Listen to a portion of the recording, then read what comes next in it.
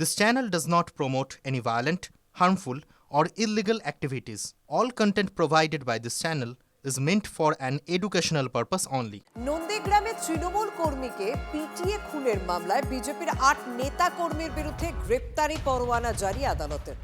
পুলিশের তরফে সাপ্লিমেন্টারি চার্জশিটে ৮ জনকে পলাতক দেখানো হয়েছে। বিজেপির দাবি, হাইকোর্ট থেকে মৌখিক রক্ষা কবচ থাকার পরেও কিভাবে গ্রেপ্তারি পরোয়ানা জারি হয় তা নিয়ে আইনি লড়াই করা হবে।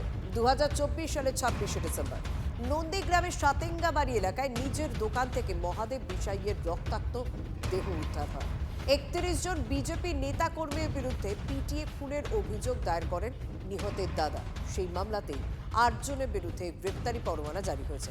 অভিযুক্তদের মধ্যে তৃণমূল থেকে বিজেপিতে যাওয়া নব্যরা বিজেপির থেকে আইনি সাহায্য পাচ্ছেন না বলে অভিযোগ তৃণমূলের। দলের গোষ্ঠীদ্বন্দ্বের অভিযোগ অস্বীকার করেছে বিজেপি।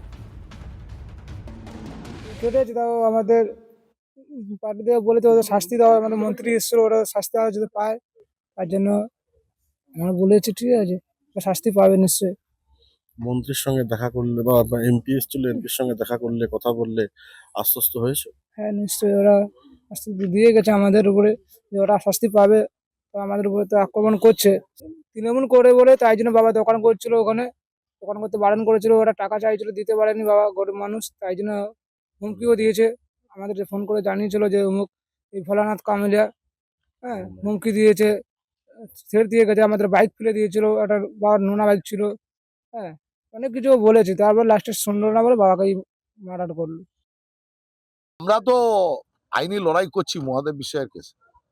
দেখছি যারা তৃণমূল ছেড়ে বিজেপিতে গেছেন তারা আইনি লড়াই পাচ্ছেন, আর যারা পুরনো বিজেপি তারা আইনি লড়াই পায়। আজকে তো এই বিভাজন শুভেন্দু অধিকারী তৈরি করেছে, সেটাই প্রকাশ্য সভাতে বলেছি, যাতে আপনারাও জানতে পারেন যে শুভেন্দু অধিকারী এখানে কি করছে। নন্দীগ্রামে আদি নব্য বলে কিছু নেই। ভারতীয় জনতা পার্টি একটি দল, একটা নীতি আদর্শ নিয়ে চলে। এখানে আদি নব্য বলে কিছু নেই। আর তৃণমূলের কথা বলছেন, তৃণমূল আমাদের বিরুদ্ধে অজস্র মামলা করেছে, মিথ্যে মামলা। তো এটাও একটা মিথ্যে মামলা করেছে। এই রাতের অন্ধকারে আমরা তো আর ওখানে গিয়ে এই একটা মানুষকে হত্যা করার মতো জায়গা বা প্রয়োজনীয়তা আমরা বোধ করি না। আমরা সবাইকে নিয়ে চলি। তো এই মিথ্যে মামলা, আমাদের বিধায়ক, আমাদের ভগবান রয়েছে, আমাদের এই মামলা উনি লড়ে নেবেন। আর তৃণমূলকে বলি, আপনারা আপনাদের এই কোর কমিটির যে গন্ডগোল, আপনাদের যে গন্ডগোল, ওইগুলো দেখুন। জেলা সভাপতিকে বলবো, ওনারা মহাদেব বিষয়ীর প্রকৃত কারা খুনি সেটা না দেখে গত বছর ওরা মহাদেব বিষয়ীর খুনে ভারতীয় জনতা পার্টির সাধারণ কিছু কার্যকর্তাকে, নেতা নেত্রীকে যুক্ত করেছিলেন, যারা প্রকৃত এই মহাদেব বিষয়ীর খুনের কোনো বিষয় সম্বন্ধে অবগত নয়, মহাদেব বিষয়কে চিনতেন না। আমার মতো সাধারণ কর্মীরাও এই মহাদেব বিষয়ীর খুনের মামলায় যুক্ত।